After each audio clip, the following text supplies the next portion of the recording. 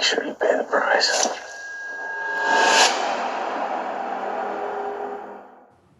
Hello everybody, welcome back to Screenstars. I'm here today to bring you my review for the 2022 Western Hostile Territory, a film that is written and directed by Brian Presley, who also stars in the film. And the film also stars Matt McCoy, Bree B, and Brad Leyland. Now the film focuses on Brian Presley's character, Jack Calgrove, who essentially is a family man, but he goes off to fight in the American Civil War.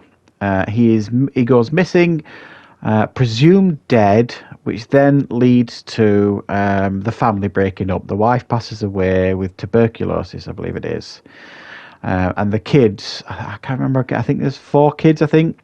The eldest son has joined up with the army, and the other kids are kind of sent off on a train to an orphanage. Then Jack Calgrove, actually turns out he wasn't dead. He was being kept in a camp for 2 years. He is then released at the end of the war and goes looking for his family, which takes him on a cross-country trip to track down his children before they get caught in hostile territory. Right, what are my thoughts on this film?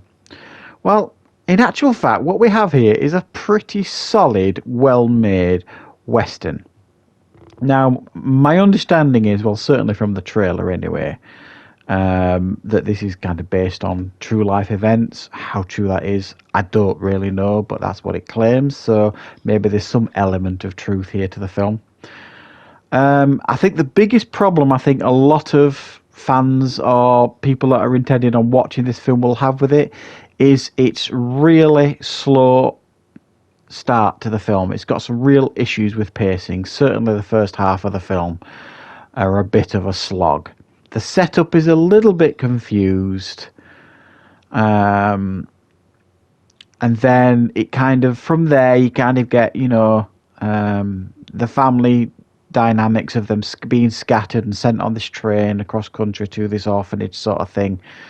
And then you're just not sure where it's going to go and all this kind of stuff. And then when he gets out of this camp, this Jack Calgrove character, and he goes looking for his kids, for me, that it started to pick up a little bit then. But I think the real strength of the film is certainly the final 30 minutes of the film when the children really come under direct threat. I mean, it's a race against time for the father to get to the children.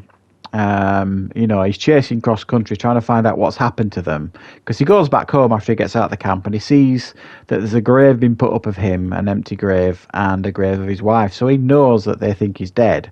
So it becomes really important, obviously, for him to find his children. So he goes off, shoots off, cross country with and picks up people along the way, sort of thing, with similar interests, wanting to help. And there's a woman who's lost her child as well, who may or may not be with this group of children at the orphanage. So he's picking people up along the way in order to get to them, because he knows that the territory they're going into is very, very dangerous, because he was there during the war and he knows it's still very unstable. There's an Indian presence there. They're under an awful lot of threat, and he knows he has to get there to try and protect what's left of his family. That bit is easily the best part of this film, and it's actually quite a strong finish to the film. Quite emotional, you know. There's a couple of shocks here and there, some good action, some good bit of brutal fighting, gunfights, all that kind of stuff. And it was, for me, it ended on a high, the film. Now, if I was to judge the film on like the first half of the film, I wasn't overly impressed. But because we got this good strong end to the film, I left the film enjoying it quite a lot. It was pretty solid, and I have to say there were some good performances here. I certainly think Brian Presley was very good as this father desperate to find his children. Everybody else was of a good standard here, even though this was a fairly low budget Western, but it wasn't like a no budget film. It had some good production values. I thought the sets and some of the locations were very immersive, some good direction, and some good cinematography and things here and there. It felt like a good, well-made solid Western. I couldn't really give you any issues. There was no issues on any of the sound or anything like that. They had even had a good soundtrack to it. You got a good sense of, the brutality of war and all this kind of stuff.